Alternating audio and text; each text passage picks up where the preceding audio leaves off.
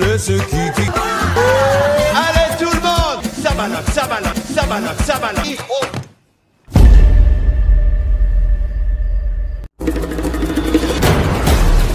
Arrête-toi!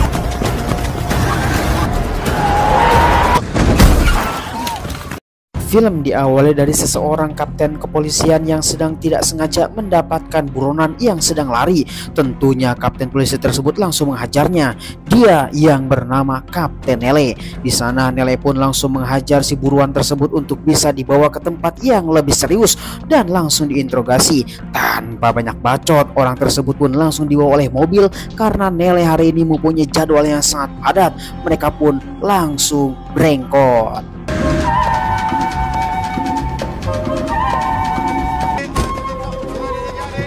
Timothée, viens ici. Ah oui, c'est le métier. Ya, sebelum masuk ke kantor polisi, Nele pun mampir terlebih dahulu untuk melanjutkan syuting. Karena selain dia menjadi agen kepolisian, dia juga mempunyai profesi sebagai penyanyi. Nah, di sana si buronan tersebut pun langsung dimanfaatkan oleh Nele untuk bisa berakting di tempat ini. Karena mungkin saja kekurangan orang. Di sana Nele pun akan mempunyai reputasi yang sangat tinggi jika akan mendapatkan hal yang berbeda dengan yang lain. Tentunya syuting pun langsung dimulai. C'était à refaire, je referais tout. Dans le ciel de tes yeux bleus, est-ce que tu regrettes?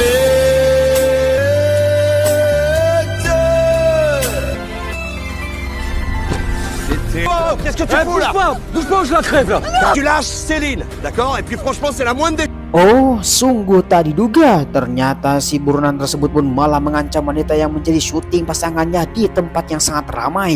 Tentunya syuting kali ini pun menjadi gatot alias gagal total. Mereka semua menjadi panik, termasuk pun Nele yang menjadi artis utama. Nah, di sana mereka pun langsung berbicara dengan sangat lantang untuk bisa menghentikan si buronan tersebut. Tetapi buronan yang sangat handal dalam mencari informasi ini, di sana mereka pun langsung benar-benar panik terhadap apa yang terjadi. Maka film pun baru dimulai. Putain! Pareil, pas pareil. Disaminé. Viens, bateau Karetawa! Kemudian di sisi lain kita diperlihatkanlah para boyband negro yang sedang melakukan konser yang sangat meriah. Tentunya mereka semuanya mempunyai rencana-rencana yang sangat mengerikan untuk bisa mendapatkan panggung yang luar biasa. Di sana mereka semuanya para boyband negro ini mempunyai kesepakatan dengan seseorang untuk bisa menjalankan suatu misi, dan misi ini sangatlah penting bagi mereka semuanya. Tentunya pentingnya adalah untuk bisa mendapatkan uang yang sangat banyak. Singkat waktu diperlihatkan kembali Nele yang menjadi kapten kepolisian lalu diundang oleh sang presiden. Di sana Nele pun langsung datang ke tempat kediaman presiden untuk bisa mengungkap kasus sesuatu. Di sana presiden pun langsung membicarakan tentang kasus tersebut karena hari ini adalah akhir jabatannya. Tentunya sang presiden pun langsung diancam oleh seseorang jika naik lagi menjadi presiden dan akan mendapatkan 2 periode. Mereka semua mendapatkan surat kaleng yang berupa video ancaman. Présidente Florence Casoli, 12 ans, cela fera qui Ya, entah siapa, entah di mana orang tersebut mengaku sebagai kelompok tangan merah yang sangat tidak menyukai seorang presiden yang bernama Forens. Di sana Forens yang akan menampilkan lagi menjadi 2 periode. Tentunya banyak sekali orang yang sangat mengancam mereka semuanya. Di sana sang presiden meminta bantuan kepada Nele sebagai kapten kepolisian. Singkat waktu kembali lagi kepada Nele konyol yang menjadi kapten kepolisian mengumpulkan seluruh para anggotanya untuk melakukan rapat paripurna di kantor pusat. Di sana Nele pun menjelaskan bahwa ada satu kelompok yang bernama kelompok tangan merah mengancam sang presiden untuk tidak naik kembali. Di sana Nele pun langsung menjelaskan ciri-ciri mereka semuanya. Tentunya mereka pun tidak mengetahui siapakah dia. Salah satu dari anggotanya mengatakan bahwa ada satu orang dosen yang pernah meneliti tentang teroris yang bernama tangan merah. Nah, mereka pun tanpa banyak bacot langsung datang ke tempat itu. te plaît. Qu'est-ce que t'as dit là? C'est fini la récré là. Yo, mantap sekali. Banyak sekali fans Nele di sini. Tentunya tanpa meragukan mereka semuanya, Nele pun datang dan fokus kepada misi untuk bisa menguap tangan merah. Datang kepada seorang dosen dan ternyata dosen tersebut adalah dosen prasejarah untuk bisa menguak apa yang terjadi. Tentunya tangan merah itu hanyalah mitos saja bagi mereka semuanya dan tidak ada di dunia ini. Akan tetapi mereka pun harus menguak kasus yang sangat misterius ini.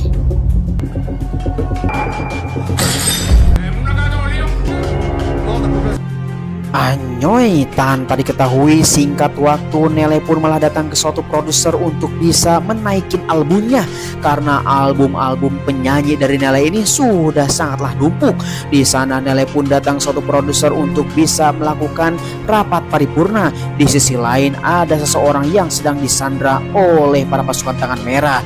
Nah, di sana dengan meragukan hal yang seperti itu, Nele hanya fokus kepada dirinya sendiri untuk bisa menjadi artis buronan. Di sana Nele pun terus meragukan telepon yang berdering di samping sana. Singkat waktu sang produser pun langsung memberikan hadiah kepada Nele yang berupa boneka kejujuran. Di sana boneka kejujuran pun langsung berkata jujur bahwa lagu Nele adalah lagu busuk dan tidak laku di dunia manapun.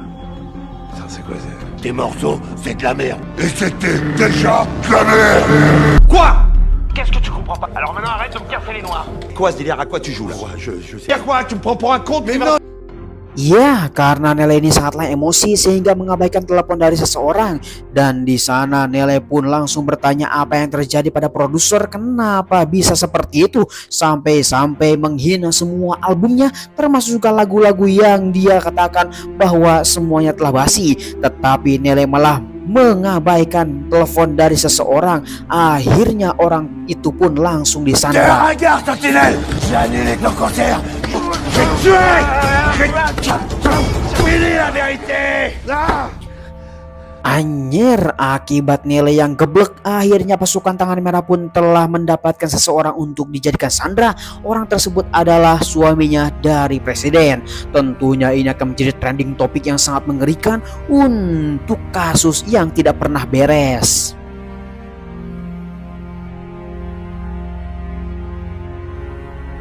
Singkat waktu kembali lagi kepada Nele yang sedang mabuk berat karena ditolak albumnya untuk naik ke dalam TV. Di sana mereka semua pun langsung menyalahkan Nele karena sangat lalai sekali menjalankan tugas, termasuk presiden yang sangat kecewa kepada Nele. Kemudian mereka semuanya pun datang ke istana presiden untuk bisa mendapatkannya. Tentunya mereka semua langsung diguyuri oleh wartawan untuk bisa mendapatkan keterangan-keterangan apa yang terjadi dengan negara ini. Tentunya Nele sebagai ketua kepolisian pun tidak peduli, yang penting saya bisa naik album. Selang beberapa hari kemudian Nele pun langsung bangkit untuk bisa menguak kasus yang sangat misterius ini. Tentunya langsung menggerakkan semua para anggotanya supaya kita semuanya bisa menguak semua misteri yang sangat mengerikan. Tiba-tiba saja kita semua kedatangan tamu. Dia adalah dosen di universitas mengabarkan bahwa ada seseorang yang telah meminjam buku di perpustakaannya, terutama buku yang berjudul dengan tangan merah. Dan orang tersebut adalah seseorang yang bernama Harau. Dia adalah menjadi ajudan presiden sudah lama bertahun-tahun. Mereka pun tanpa banyak bacot langsung mengintai. Singkat waktu malam harinya Nele bersama ajudannya yang bernama Morris langsung datang ke tempat rumah kediaman ajudan presiden untuk bisa memata-matai. Akan tetapi di tengah-tengah memata-matai, mereka berdua malah adu cekcok alias adu bacot untuk bisa melakukan angel ataupun melihat mata-mata yang ada di sana. Tentunya Nele yang sebagai ketua kepolisian pun langsung keras beheng alias keras kepala untuk bisa merkedewang alias maunya diri sendiri. Di sana Nele pun langsung mengusir si Morris untuk bisa memata-matainya sendiri. Maka Morris pun langsung keluar dari tempat ini dan meninggalkan Nele. Akan tetapi selang beberapa lama kemudian ada seseorang yang datang menggunakan mobil van hitam untuk bisa memata-matai juga. Ternyata Oh, ternyata dia adalah sarung tangan merah yang telah berada di tempat ini, tentunya tanpa pengetahuan dari si Nele. Nah, selang beberapa lama kemudian Nele pun langsung gabut alias mumet untuk bisa memata-matainya dan langsung mengambil piano. Nah, di sana Nele pun malah bernyanyi, langsung membuat konser di dalam mobil. Anjir, geblek sekali. Nah, ketika itu Nele pun ketika bernyanyi, semua tangan merah pun sudah datang ke tempat ini untuk bisa menghajar si ajudan presiden karena mereka semua akan dihabisi. Beguy.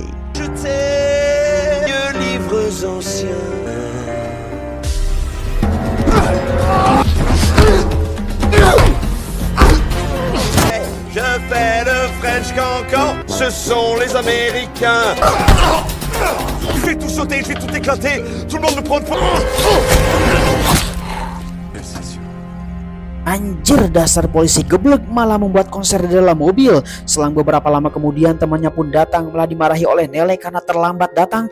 Nah, karena sudah larut malam, besok saja kita akan melakukan investigasi.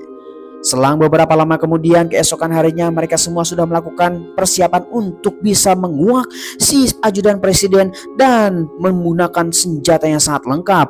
Mereka semua para anggota kepolisian ini sudah siap-siap, tetapi Nele malah terlambat 3 jam.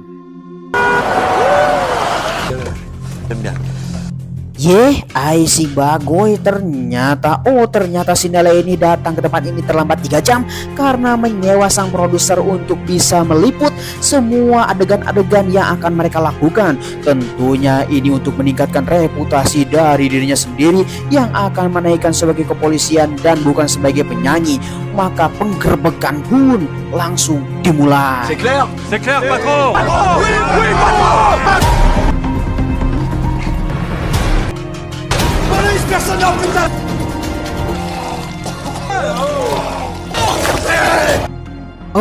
Tanpa diduga penggerbekan mereka semua langsung gagal total karena mereka semua telah menemukan mayat-mayat yang telah tergeletak, termasuk si ajudan presiden. Di sana mereka semuanya malah menyalahkan semua anggota kepolisiannya. Dasar si Nele polisi geblek yang hanya bisa marah-marah saja. Tetapi mereka semua mempunyai informasi bahwa ada satu konser khusus para ajudan-ajudan presiden yang lainnya untuk bisa menguak hal yang berbeda ini. Maka mereka pun langsung bergegas menuju TKP.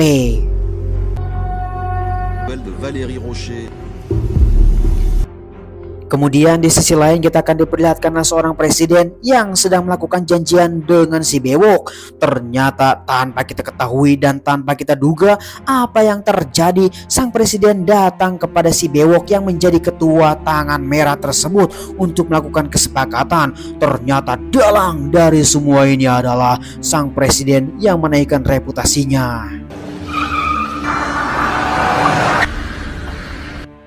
Kemudian kembali lagi kepada Nele bersama ajudannya yang bernama Morris mendapatkan suatu informasi untuk bisa menggerebek tempat yang lain, yaitu rumah kosong.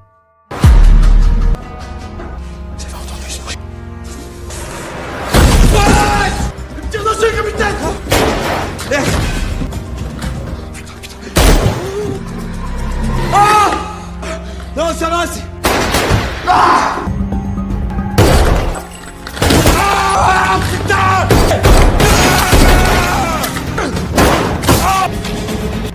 C'est pas possible, putain.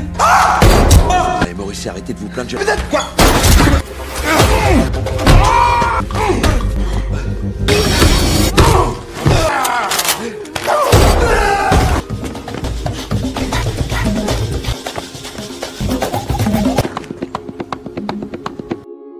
Anjir, posisi yang sangat panik malah bikin hati kita menjadi kesal ketika mengejar sang penjahat malah membeli ponsel baru karena mendapatkan diskon yang sangat besar-besaran alias diskon gede-gedean. Di sana Nele sempat-sempatnya membeli ponsel baru untuk bisa mendapatkan kesempatan yang sangat luar biasa. Dengan ponsel ini dia bisa mendapatkan nyanyi dan lagu-lagu album yang sangat meriah. Inilah polisi geblek. Singkat waktu, keesokan harinya Nele bersama Morris datang ke suatu tempat untuk bisa memata-matai salah satu konser yang sangat meriah. Akan tetapi dalam konser tersebut si Nele malah ikut joget.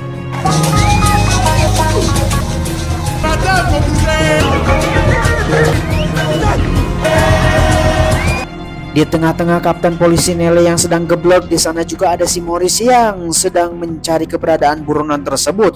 Untung saja ada anggota yang lebih baik daripada si Nele. Di sana si Nele pun langsung bernyanyi dan bergoyang sangat mengerikan. Tetapi di tengah-tengah konser, tentunya si Bewok yang menjadi ketua Tangan Merah pun menyadari kehadirannya si Nele.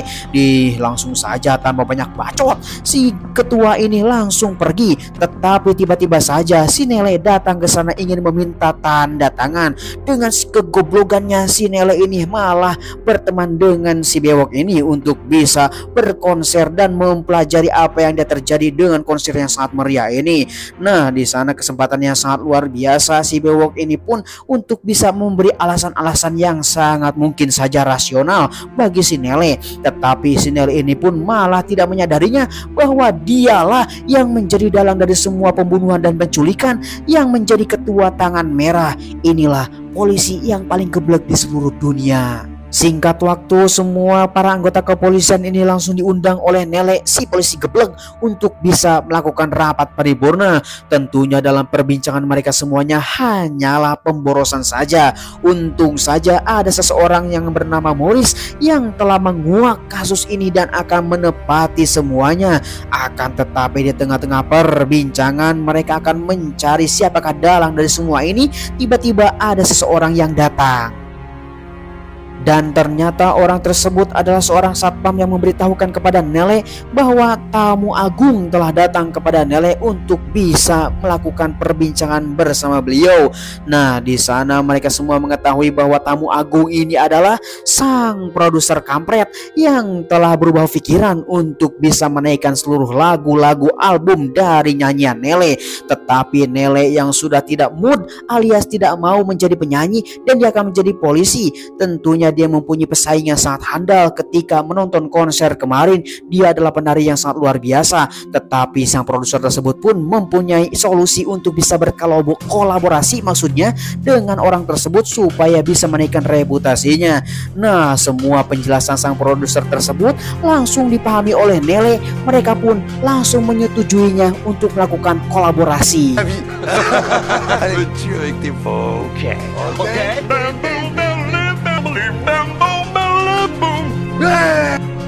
Singkat waktu, kembali lagi kepada Nele yang datang dan melanjutkan rapat paripurna bersama para agen kepolisian. Tentunya Nele yang mempunyai kabar yang sangat baik sehingga tidak mendengarkan penjelasan dari Morris. Nah, di sana Morris pun mengatakan bahwa mungkin saja dalang dari semua ini adalah presiden, malah ditertawakan. 15 Rocher qui est à la tête du réseau. Voilà. Florence, la présidente. C'est n'importe quoi. Memang Nele ini adalah polisi geblek, tidak menghargai dari anggotanya. Tentunya Morris ini mempunyai alasannya sangat kuat kenapa kepada presiden. Dan di sana juga mereka pun langsung benar-benar melakukan adu bacot terhadap Morris. Tentunya sang Nele menjadi ketua kepolisian ini sangatlah kacau. Nah, di sana Morris pun langsung mengulapkan isi hatinya bahwa dia sangat kesal kepada si Nele kampret. Parce que vous êtes nuls. C'est tout. Elle s'appuie sur votre médiocrité. Un mauvais flic. Elle le sait. Et vous, vous êtes viré, et démet officiellement de vos fonctions. Je me l'auto-attribue le pouvoir. Barrez-vous.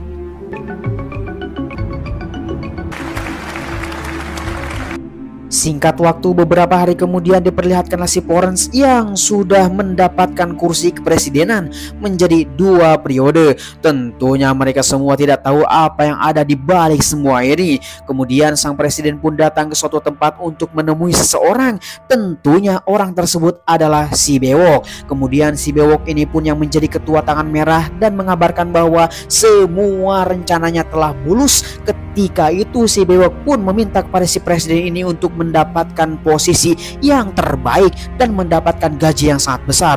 Akan tetapi si presiden kampret ini mempunyai rencana yang sangat busuk. Lalu tiba-tiba Ryan, quel trop rond.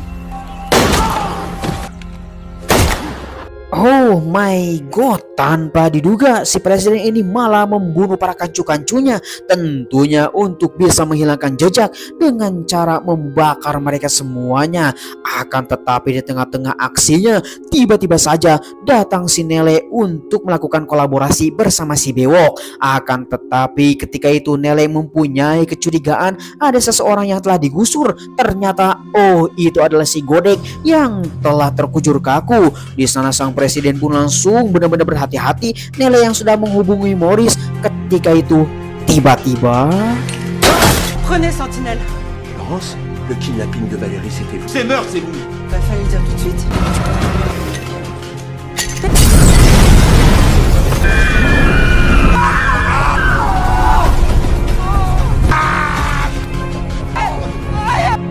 anjay, sang presiden pun langsung terbakar hangus. Kemudian si Nele pun datang suatu tempat untuk bisa menyelamatkan sang suaminya yang sedang disekap di dalam gudang, tentunya dengan terborgol. Oleh karena itu Nele pun akan menembak borgol tersebut, tetapi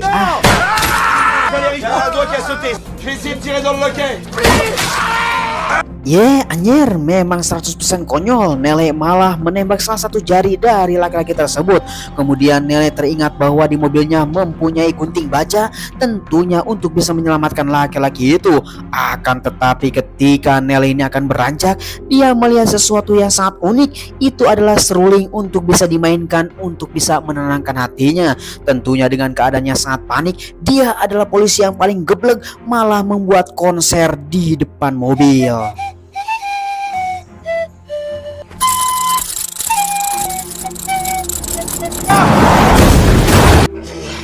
Ya, dasar si polisi geblek, akhirnya langsung dihajar oleh seseorang yang ada di belakang. Dia adalah sang presiden yang mempunyai dendam yang kusumat kepada si Nele.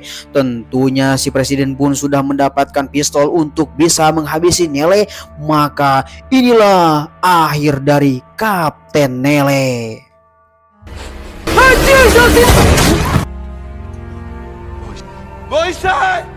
Oh, untung saja Maurice datang tepat waktu dan langsung menghajar si presiden kampret itu. Tetapi tentunya Maurice datang ke sini bukan untuk membantunya, tetapi Maurice datang ke sini adalah untuk bisa menangkap si Nele kampret. Capitaine Sentinelle, suspendu de vos fonctions, et pour l'ensemble de votre carrière, corruption active, aussi dissimulation de preuves, contrefaçon. Moi pas.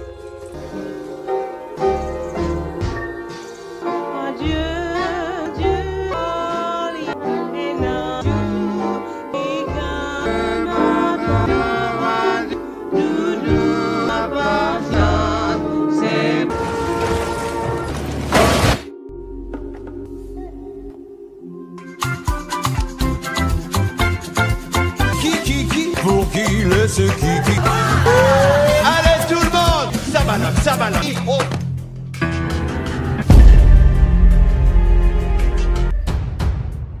Ya, tamat Sentinelle 2023. Memang sangat menggeblekan sekali, 100% konyol, maka 100% pun kocak. Kami ucapkan terima kasih bagi kalian semuanya yang sudah nonton dari awal sampai akhir. Jangan lupa like, comment, share, and subscribe supaya kalian mendapatkan film-film terbaru dari Kadia GC. Kami ucapkan terima kasih, Asoy Keboy.